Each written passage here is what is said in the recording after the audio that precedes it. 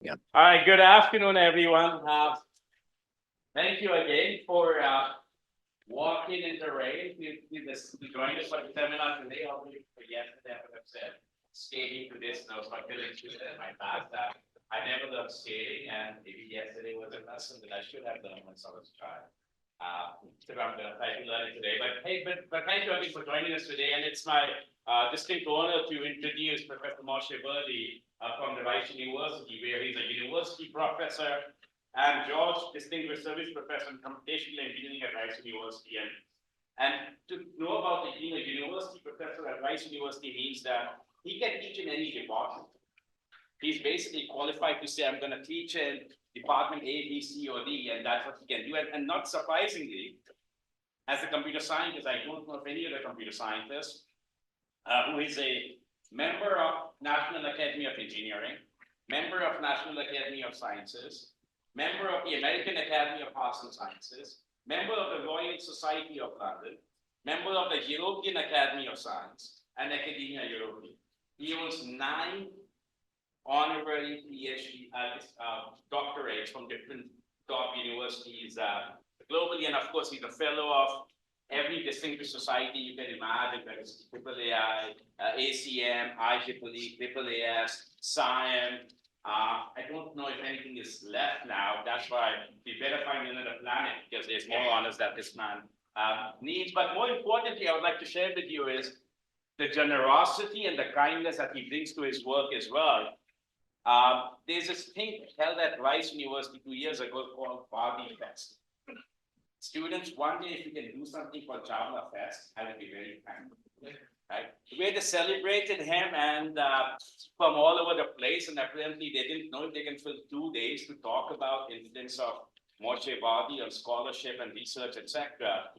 They had doubled the proposals to cover the 2 days program. And I sort of would quote some of the things, as I said, you can read about his things. Moshe is a wonderful mentor, collaborator, and a compassionate human in every sense of the word. He's constantly thinking about how science can benefit the community through wider and clearer dissemination of his result, as seen through his role with CSEM. Moshe's influence is so far-reaching that we received more than twice the number of proposals we could fit in 2 days. Moshe has a strong moral compass, coupled with his logical mind and his ability to empathize. So I even go to him with questions concerning the challenges facing me as a woman in this field, like misogynistic assertions and technical talks of sexual harassment. His work is continuously cited. His department chair says this, because we know and love Moshe so well. He's just part of the Rice family. And there's this paper, I think, as I was telling my students yesterday as well, who do anything with databases or relational databases and SQL relations. There's a 1982 paper, which sort of changed the face of database research from a theoretical perspective. 40 years later, it's still talked about. Right? So that sort of is the impact of this man who's with us today, and he's now going to talk to us about technology and democracy, and he's going to challenge all the computer scientists in the room to say, we got to get it right.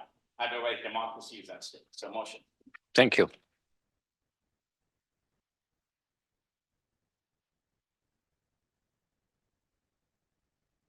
These introductions remind me of an old story about 3 students from MIT who published a paper.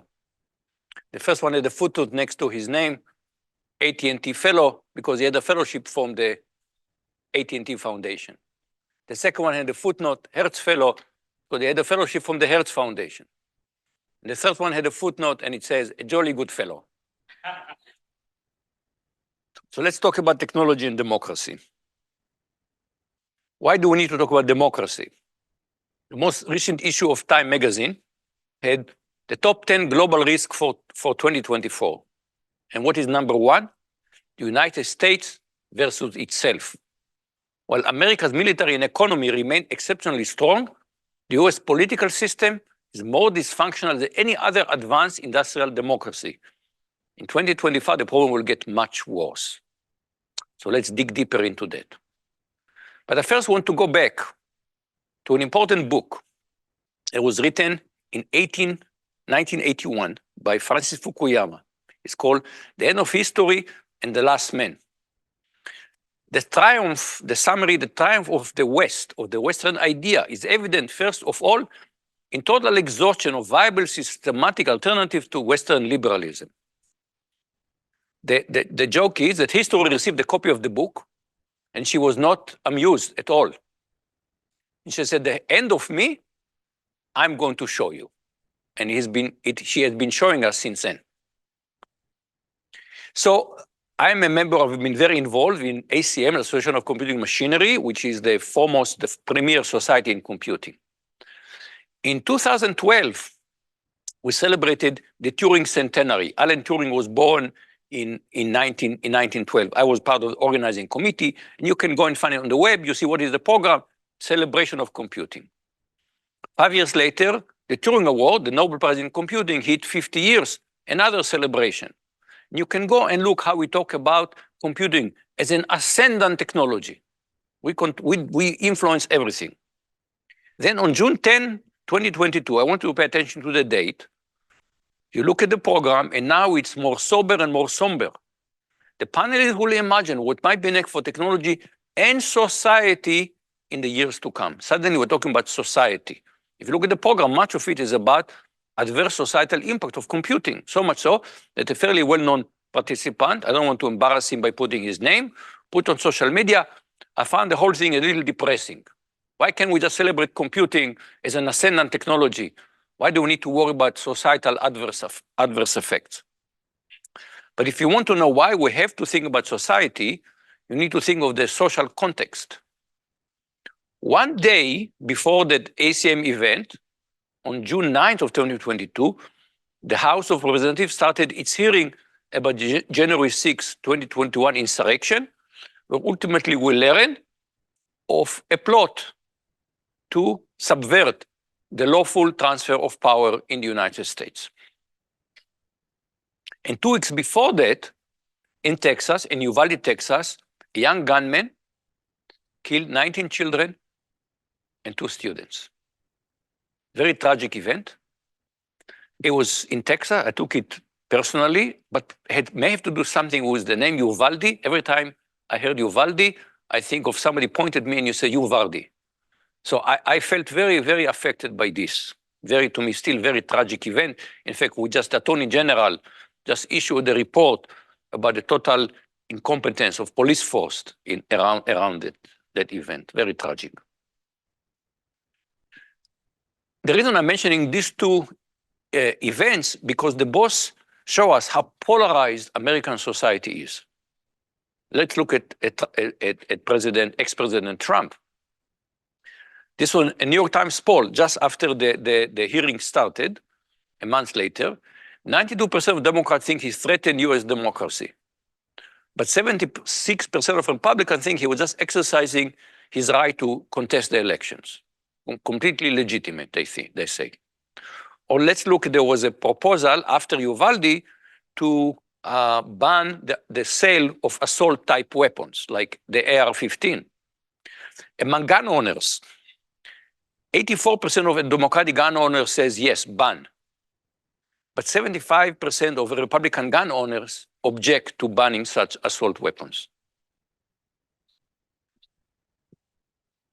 Okay, thank you. So these are 2 sample points of very deep polarization.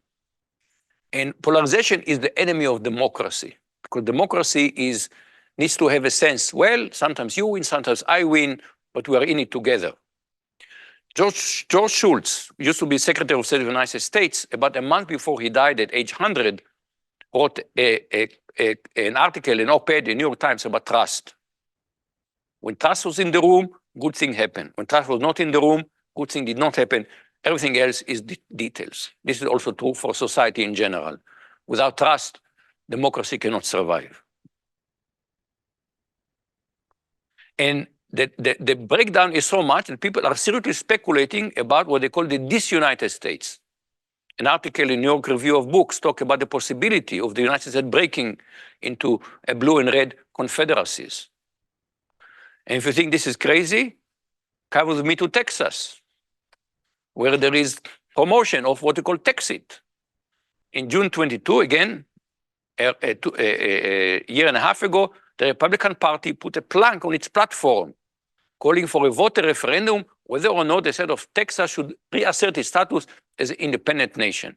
Just a little bit of American history. Texas used to be part of the United States of Mexico. There was a rebellion. They left Mexico. Texas was independent for 9 years, and then they joined the United States. And now some people are seriously saying we should leave the United States.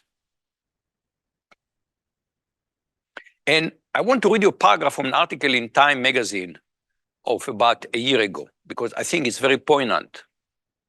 How is it that politicians are banning books in a country whose founding First Amendment protects the right to free speech?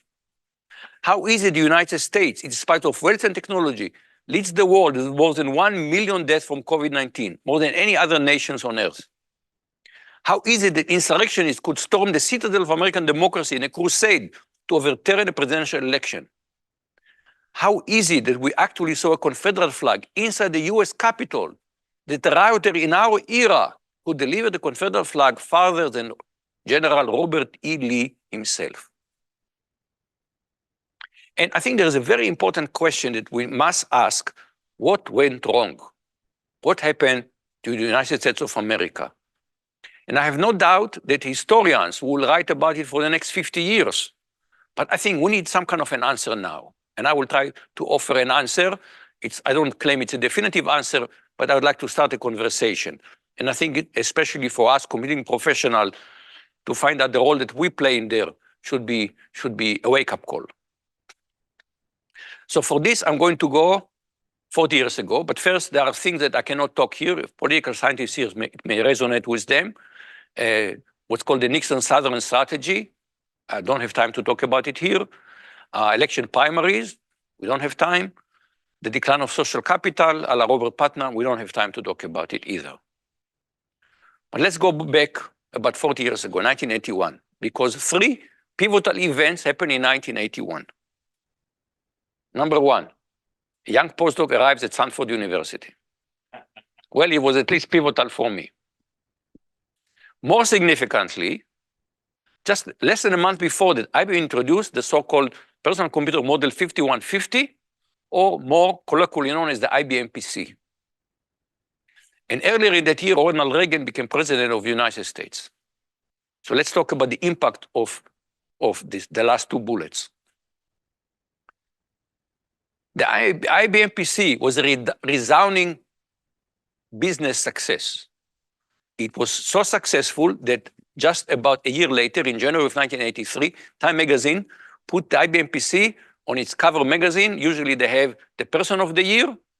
Now it's became the machine of the year. The computer moved on. You see the IBM PC on a desk and a man looking rather glumly at this machine. So machines suddenly became such an important presence in our life. They move away from what used to be called the glass house into our desks. And the IBM PC started a tsunami of technology. By the mid-80s, every knowledge worker has a computer on their desk. By the late 80s, every knowledge worker took a computer home. The web, the World Wide Web was introduced in 1989. Internet became commercial in 1995. Google launched in 1998. Facebook in 2004. iPhone 2007. And these events describe the world we live in today.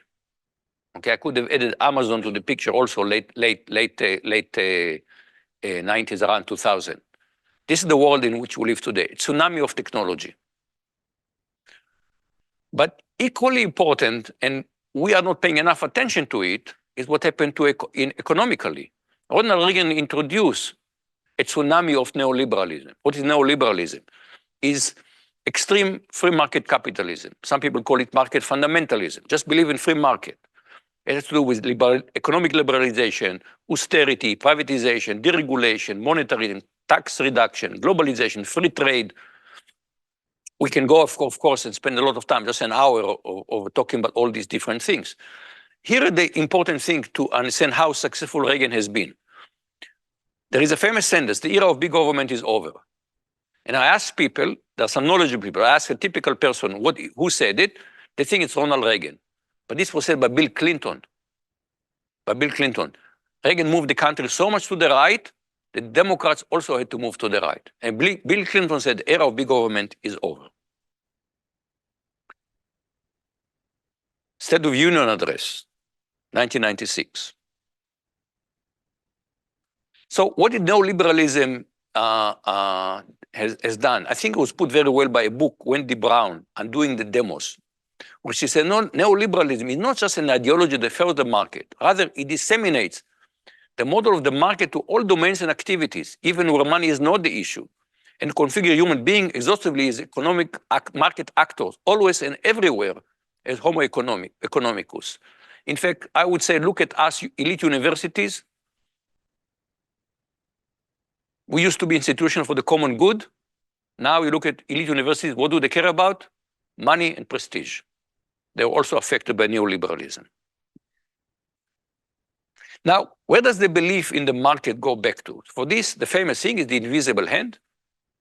As Adam Smith, the phrase invisible hand is not from his famous book on the wealth of nations, but from an earlier book, the theory of moral sentiments. And he marvels about the magic of markets. I wake up in the morning, I'm hungry, I want a loaf of bread, I go to the market, I don't know the baker doesn't know me, I gave the baker a shilling, I get a loaf of bread, the baker is happy, I'm happy, we're all happy. So he wrote, they're led by an invisible hand. And so without intending it, without knowing it, the advanced interests of society as a whole and provide means for the survival of the species. So what people have taken from this is, it puts the most crassly, I think, in a movie, 1987 movie called Wall Street, with the character Gordon Gekko. And he gives this rousing speech where he says, the point is, ladies and gentlemen, that greed, for lack of better word, is good. Greed is right. Why?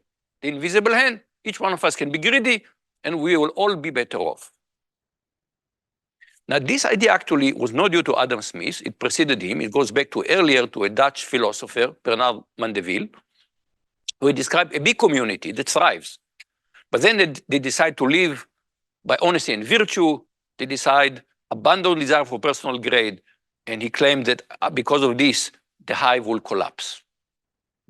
So again, private vice give right to social good. This is an amazing thing. It gives you permission to be selfish, because out of this will come social good.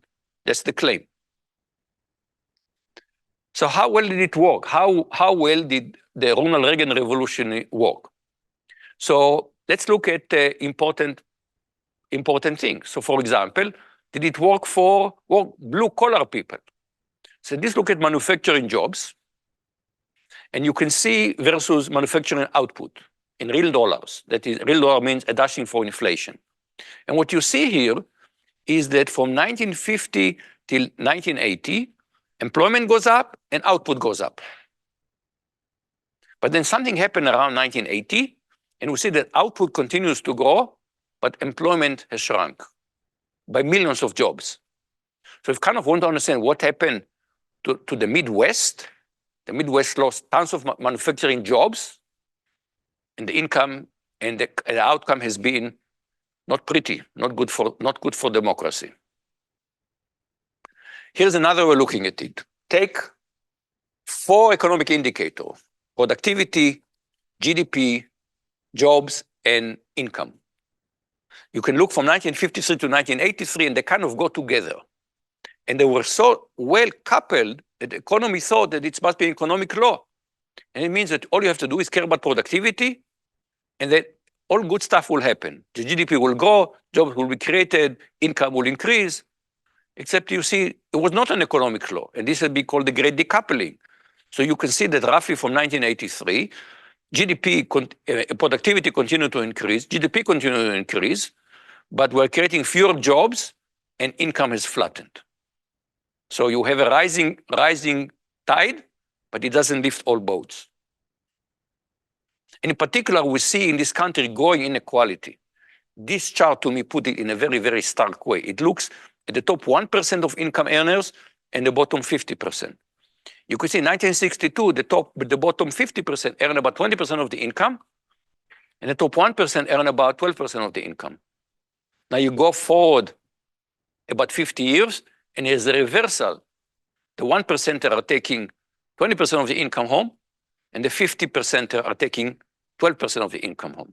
We have growing economic gap. And what happened to labor, we saw that the jobs have disappeared. But of course, also technology creates jobs. And the phenomenon that we see is called labor polarization. So if you look, economists divided the labor market into low skill, middle skill, and high skills. You can see that in 1983, we have almost 60% middle skill jobs, 50% low skill, and 26% high skill. Now, what happened if you zoom forward about 40 years? The low skill has not changed much. There are more high skill jobs.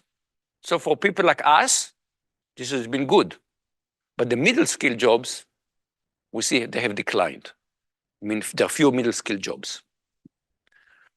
And you see it also by the impact of, you look at the same period, you see what does it have to do with, let's look at wages and education. If you're an educated professional, if you have a post-baccalaureate degree, if you have a graduate degree, you've done very well, men and women. If you have a college degree, you've done okay. Women have done better than men.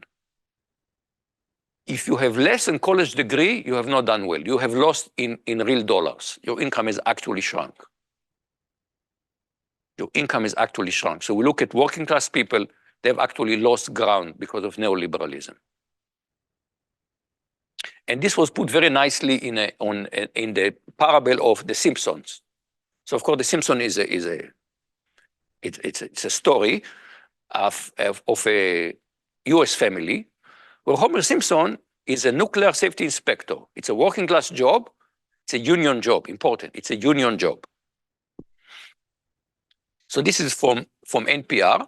And it says, in 1930, 30 years ago, when Homer Simpson show started, you have someone without a college degree. One person in the family is working, okay? Marge is not working. Still, they have a nice quality of life. He can have beer, they have 2 cars. I mean, everything is very nice. Then you ask yourself, can you imagine today a working class family with only one wage earner in the family being able to afford the same quality of life as Homer Simpson? The answer is no way. So just a metaphor, how much working class people have lost ground. And in an article in 2022 in The Guardian, Luke Mogelson asked, why did the big lie about the election stuck? Why do people believe Trump when he said the election was he was cheated out of the presidency?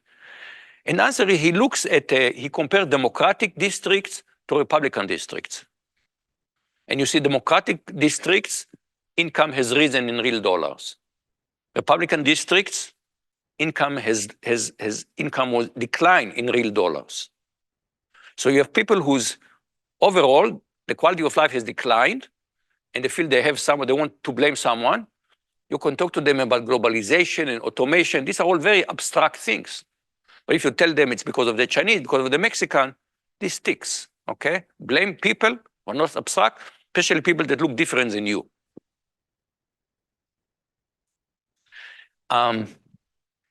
In 2022, the New York Times asked all of its columnists to write a column, what I was wrong about. Each one of them, they have opinion every week. These are people who can opine every week. Please tell us what you're wrong about. David Brooks is a conservative columnist of the New York Times. And he wrote, I was wrong about capitalism. The most educated Americans were amassing more and more wealth, dominating the best living areas, pouring advantages into their kids. A highly unequal caste system was forming. So the invisible hand did not work very well for everyone. So what went wrong? So let's dig a little deeper. So what economists tell us that free market will give us is economic efficiency. That's the thing. The free market is the best. It's the most efficient way of allocating resources. What is economic efficiency? Here's the definition from Investopedia. Goods and factor of production are distributed or allocated to their most valuable use, and waste is minimized. And then, again from Investopedia, free market advocates argue that through individual self-interest and freedom of production as well as consumption, economic efficiency is achieved and the best interests of society as a whole are fulfilled. So we get the best of all possible worlds, efficiency and optimality. But is it clear that efficiency guarantees optimality? So let's revisit this. So you go and after in 2008 with the financial crisis, and I went to sabbatical at Hebrew University, and they have some very distinguished economists. I went to one of them and says, please tell me, what is the theory that tells that the free market is so great? And he said, go read about the first welfare theorem. So I went and read the first welfare theorem, and it says that under certain technical assumption, a free market will tend towards a competitive Pareto optimal equilibrium.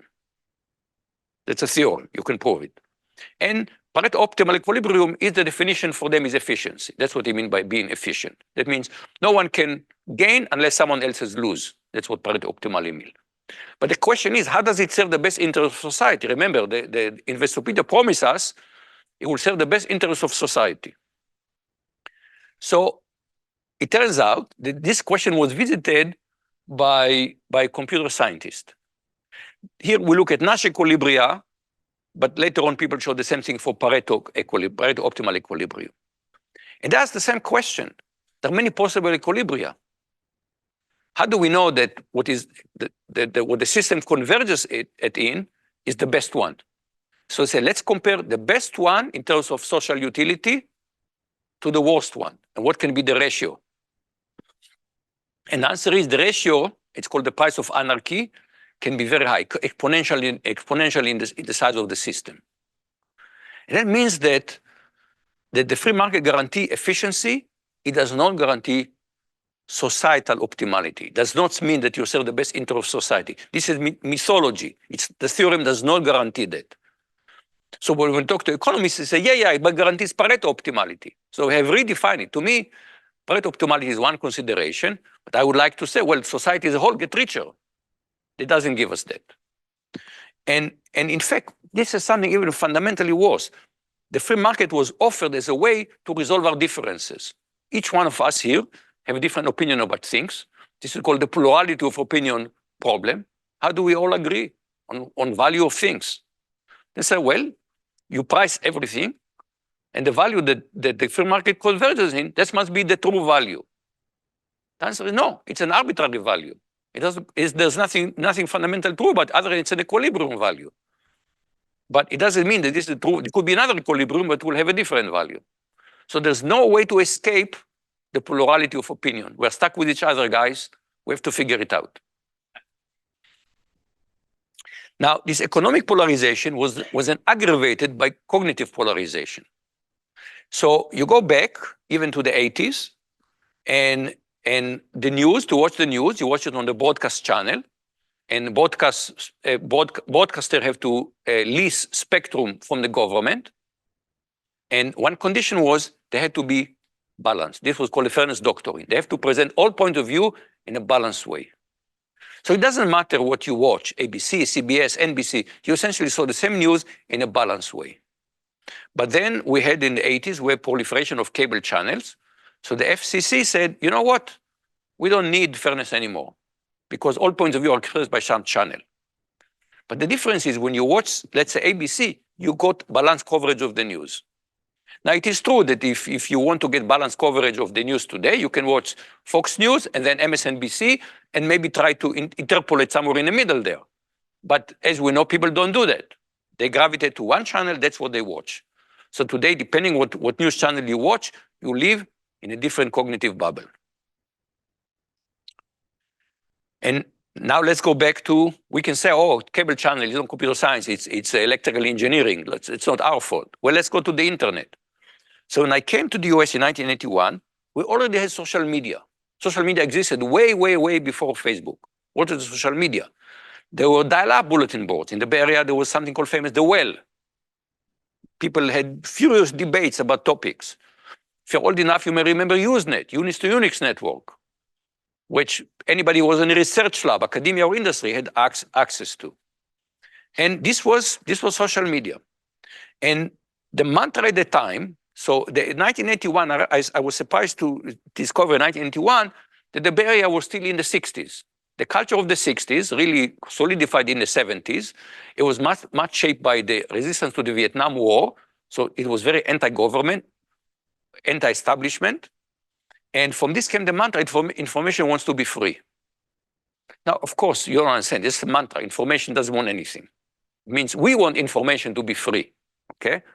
But it affected people. People still complain, I post something on social media and people says, oh, a paywall.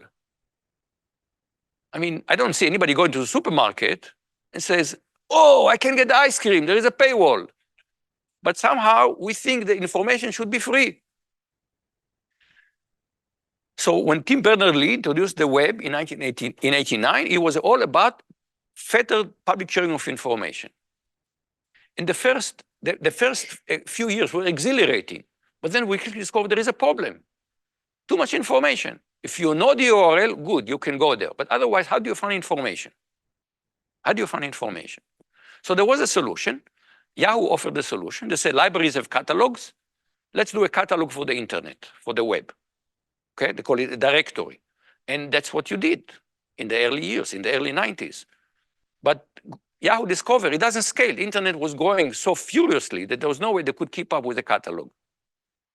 So another idea came, search engines. And the first one were pretty lousy, was hard, didn't give you the good information. Google came up with a brilliant search engine, the page algorithm, and they became a huge success. But remember, information wants to be free, and Google is a company. How do they make money? So they had a great business idea, and the idea was, well, how does broadcast TV make money? Advertising. So they say, we'll give you free searches. We all now are so used to everything on the internet should be free, but you have to watch. You don't have to watch. We will try to tempt you to show you advertising, to click on advertisements. Okay. So that was a great idea, except it was not a very good idea. Turns out that if you have a newspaper, unless you do in a classified is different. But classified, you're looking for particular information. I need to buy a house. I want to buy a house. I want to buy a car. Go to the classified. But otherwise, you need big banners to catch your information. Otherwise, you're not going to skip it. People tried big banners. I remember when there was big banner on the internet, and users hated big banners on the internet. So Google came up with another brilliant business idea, micro-targeted advertising. We're going to show you the advertisement that you may want to see, and you're going to see advertisement you're interested in. How do we know what you want and what you want?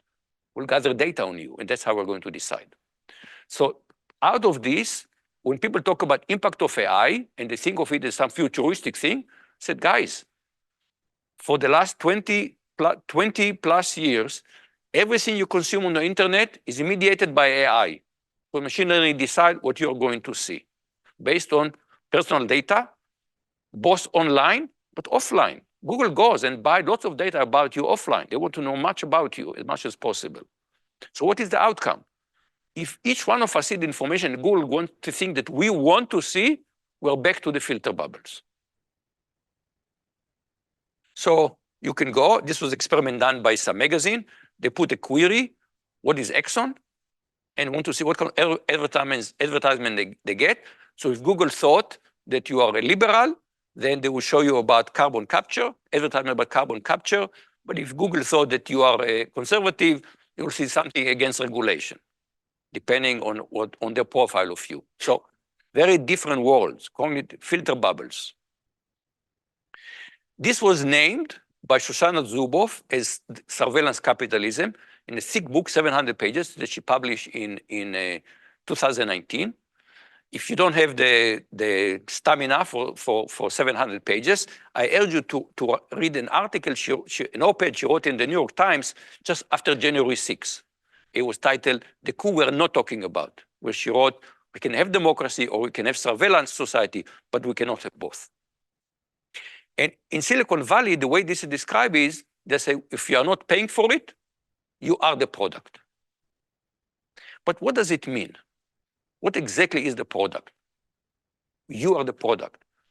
Jaron Lanier, a technologist, said in 2018, the product isn't so much you as the ability to change the behavior of millions of people like you. James Plunkett, an economist, wrote in 2021, the search engine or social media platform is little more than a bait, there to hold our attention long enough to capture our likeness in data. We are all being just tempted by these things. And Paul Romer is an economist at Stanford, and he wrote much, the economy of innovation, entrepreneurship. He was Silicon Valley favorite economist. But then in 2021, he realized what's going on. And he wrote, people are realizing that this advertising model, pioneered by Google and Facebook, poses a growing threat to democracy. This firm know more about the citizens of the world's democracies than Stasi knew about East Germans. They can exploit what they know without relying on the coercive power of the police state. They can adjust what people see and exercise control by 1,000 nudges. And now we just have to think, we are heading into election, and suppose that Facebook decide that one candidate over the other is better for their business. Do we have a guarantee that they're not going to use that power to influence us? Now, Facebook, in fact, took Google's idea of target advertising, took it to the next level. Because Facebook, even more than Google, have a very clear, they stated what is their business model: maximize user engagement. The more time you spend on the platform, the more likely you are to click advertisement. So we need to hook you. So they went to nano-targeted advertising. And people have compared their design to, they call it addiction by design. An article from the Atlantic a decade ago talks about an anthropological examination of Vegas slot machines revealed by the hour we spend on social network.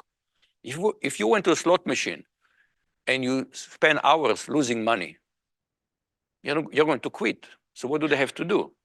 They have to give you a few quarters once in a while, okay? You're still losing money, but they throw you some bones along the time.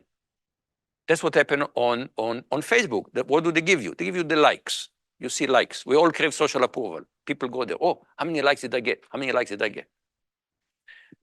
And a paper from NYU from 2021, social media use driven by search for reward akin to animal seeking food, new studies show. Addiction by design. And the hypocrisy coming from Silicon Valley is just staggering. Here is a quote. If you have something you don't want anyone to know, maybe you shouldn't be doing it in the first place. To me, this is very sinister, but it was said by Eric Schmidt, who used to be then the CEO of Google. Now, Eric Schmidt wants you to forget what happened in 2005. CNET, a tech magazine, decided to see how much personal information can you discover using just Google. So they say, how about we use Eric Schmidt as a guinea pig for this? And they did Google searches, found lots of information about it, and published it. They said, this was discovered using Google. Eric Schmidt threw a hissy fit. And for years, CNET, Google would not talk to CNET because Eric Schmidt was so upset they revealed that they broke his privacy. The age of privacy is over.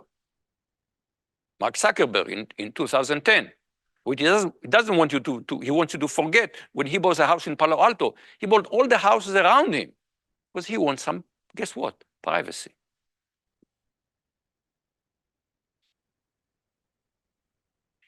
And I think best way, one of the best descriptions of what was social media done to us was written by Jonathan Haidt in 2022, the story of Babel. Remember the biblical story of Babel? Humanity wants to build a tower to go to heaven. God wants to cancel the project, and everybody speaking different language. Now they cannot talk to each other, they cannot coordinate the project.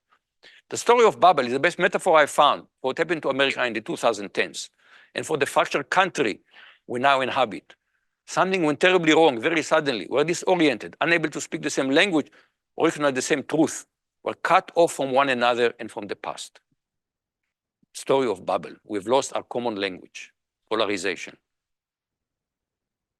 And where do we stand now as computer scientists? So to me, the best metaphor, describe at least how I feel about it, is come from a book that was published in mid-90s, Ender's Game by Scott Card. This is spoiler alert. What happened in the book is that Ender thinks he and his teenage friend, he's a teenager, think they're playing video games. They don't know. They're actually fighting intergalactic war. When they think they won the game, they actually won the war and they destroyed the civilization.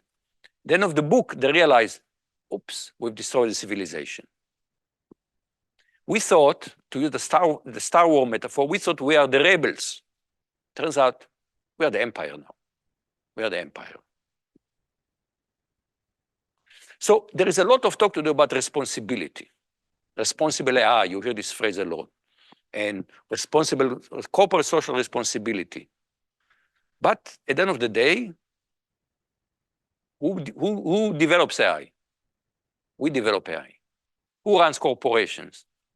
People run corporations. So at the end of the day, I think people have to be responsible. So ASM Code of Ethics does talk about professional responsibility. The first sentence is, continuing professional action change the world. To act responsibly, they should reflect upon the wider impact of the work, consistently supporting the public good. So if you want to be a responsible computer scientist, that's what you have to do, support the public good. We have to start thinking about the public good. And I like the way a student once, with a conversation in class, and he tried to explain, I asked students if they'll take a job at Facebook. And there was a distribution. About the third of the students said no. When I asked, can someone explain why not? This student says, I'll have a degree, a bachelor degree in computer science from Rice University. I'll have many job offers. Why do I have to take those that are ethically questionable? There are many companies I can take a job with that will not be ethically questionable. He said, it's going to be easy for me to be ethical. Now, when I started talking about the public good a couple of years ago, some of the response I got on social media is pretty much accusing me of being Marxist-Leninist. Okay, talk about public good, that's socialism. We don't do that in America. Well, so I wanted to figure out what are we doing in America. This is the first paragraph of the Constitution of the United States of America. We, the people of the United States, in order to form a more perfect union, establish justice, ensure domestic tranquility, provide for the common defense, promote the general welfare, and secure the blessing of liberty to ourselves and our posterity, do ordain and establish this Constitution for the United States of America. What is this about? It's about the public good. The Constitution says the purpose of this country is to promote the public good. Now, how do we agree collectively what is the public good? For this, we need a mechanism. The rest of the Constitution is the mechanism by which we reach agreement on what is the public good, because, as we said, we have plurality of opinions. Benjamin Franklin, at the closing speech of the Constitutional Convention, he had some quibbles about the Constitution. He said, thus I consent to this Constitution because I expect no better, and because I'm not sure that it is not the best. The opinions I have of its error, I sacrifice for the public good. So public good is as an American as it can be. People who think that this is socialism just don't know enough about the United States of America. Now, as we say, it's not always easy to say what is the public good. Your definition, that might be different. And it's not black and white. Take something that seems very simple. Thou shalt not kill. Well, we still have execution in America. We debate it, but we still have execution. Self-defense, so we make exceptions, okay? It's not always black and white. But sometimes it is almost black and white. Take a company like Uber that I use, but I hate to use it. In 2019, well, that was the only way to get here. So I had to use it. In 2019, Jacobin magazine wrote, from the start, Uber's business model has been based on habitual criminality and a shocking indifference to human life. Now, Jacobin magazine is very left-wing magazine. So you may tend to dismiss it. Well, these are the leftists. Guardian wrote in 2022, a whistleblower leaked over 120,000 confidential documents. Guardian analyzed them, and what do they wrote? Uber broke laws, do police, and secretly lobby governments leak reveals. So yes, habitual criminality is a good description for Uber. The management has changed there, so you have to give them a little benefit of doubt. The new CEO may be less prone to habitual criminality than the old one. So let's come back to computer science education here. So there are many people here, I think, are computer science educator. And I said, if we want to be, we need to make sure that our students, when they graduate, they know about social responsibility. We cannot make them act responsibly. That has to be their ethical decision. But we have to make sure that they are aware of their responsibility. That means that we have to include this in our curriculum. If we don't do it, then we are not being socially responsible. And at Rice has been a success story. We started this course on ethics in computing ethics in society in 2018, and took some years to build it up. By last spring, the faculty in my department voted to make it a required course. Before it was an elective, now it's a required course. And such just a bit self-promotion. I wrote a paper about this with a colleague of mine called Deep Tech Ethics. It was in 2021. And if you're interested, I think you'll find it very relevant.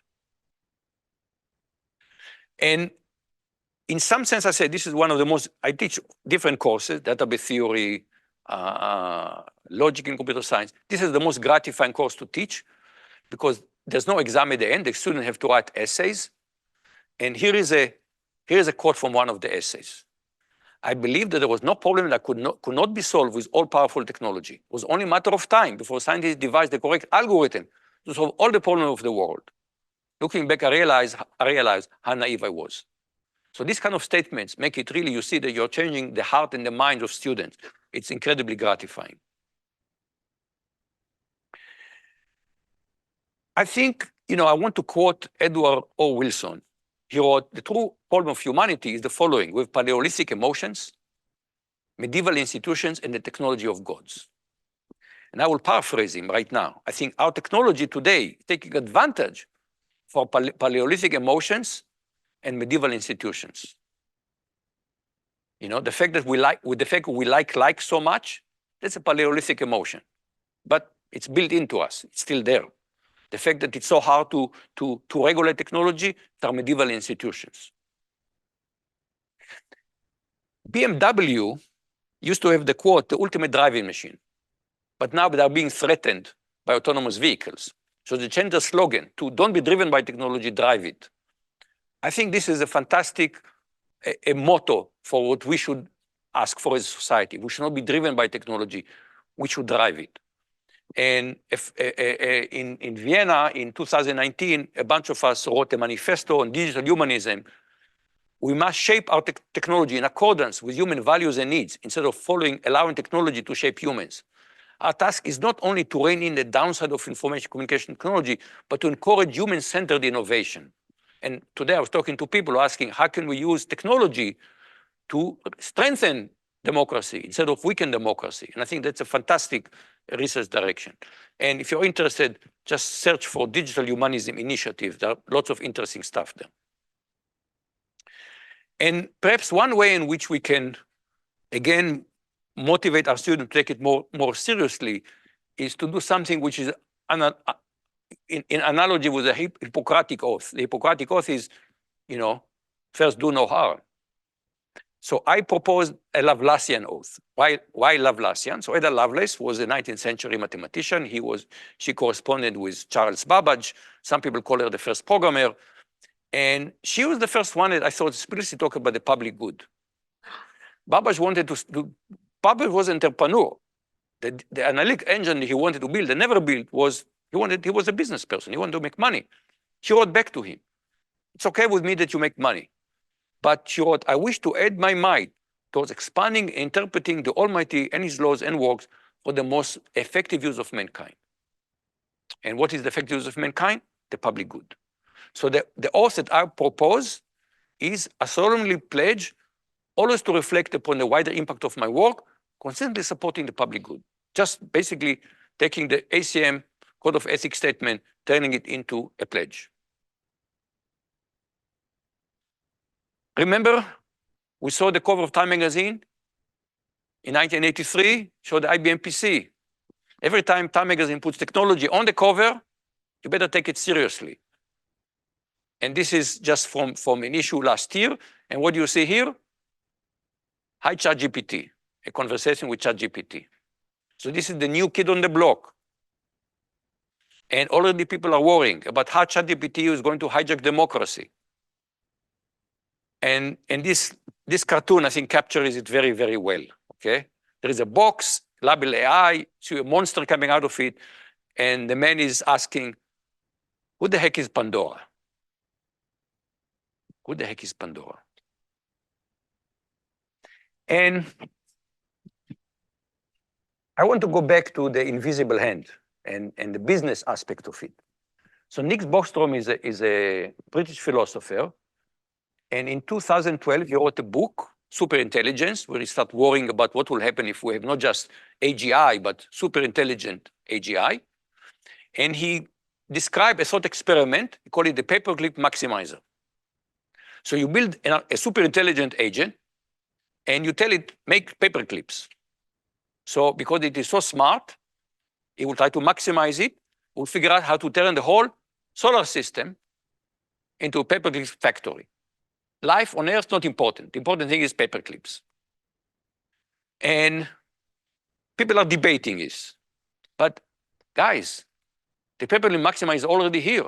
It's the profit maximizing corporation.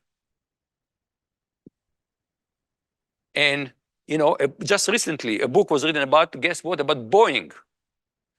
The chief executive and his closest lieutenants have chosen to prioritize growth and engagement over any other object. No, sorry, about Facebook. And something probably happened, you can say, right, you say about Boeing. But the book about Facebook, the chief executive and his closest lieutenants chose to prioritize growth and engagement over any other objective. We have large corporations, and they're in the business of one thing, maximizing profits. So what should we do? So one proposal there is antitrust. And some books came up in the last few years, The Curse of Bigness, Antitrust in the New Gilded Age, by Tim Wu, who served for a while in the Biden administration. He left, not clear exactly why. Another book in 2020 by Zephyr Teachout, Antitrust, Break Them Up, Recovering Freedom from Big Ag, Big Tech, and Big Money. And Zephyr made the point that the problem with monopolies is not just that they distort the market, because we can say, look, people said Google is free, Facebook is free. The problem is, she says, is power. If we get participants in our democracy that are too powerful, it distorts democracy. Okay, she says that the real motivation of antitrust is not just about price, the issues of price fixing. It has to do about power. And Kate Codford said it in 2021. Stop talking about AI ethic. It's time to talk about power.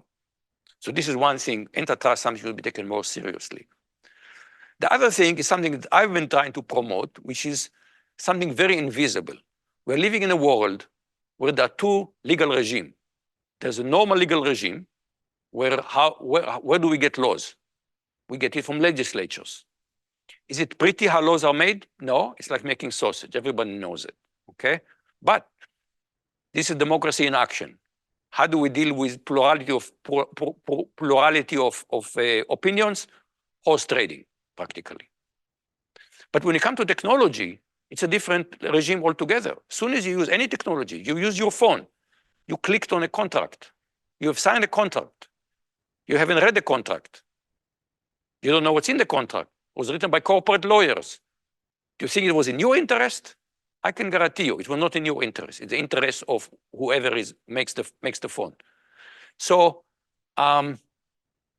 in particular, they have no liability. My worry about AI is that AI will be unleashed on us, on corporations who are not liable. Because if you use ChatGPT, for example, you already signed a contract with them. And you waived your liability. They have no liability. This is, to me, a powerful power and no liability is dangerous combination. So my remedy is a very simple law. All click-through contracts, past, present, and future, are hereby nullified. Do we need laws to govern cyberspace? Of course, but we should do it the old-fashioned way, democratically. To paraphrase Kate Crawford, stop talking about AI technology. It's time to talk about corporate power. Thank you very much.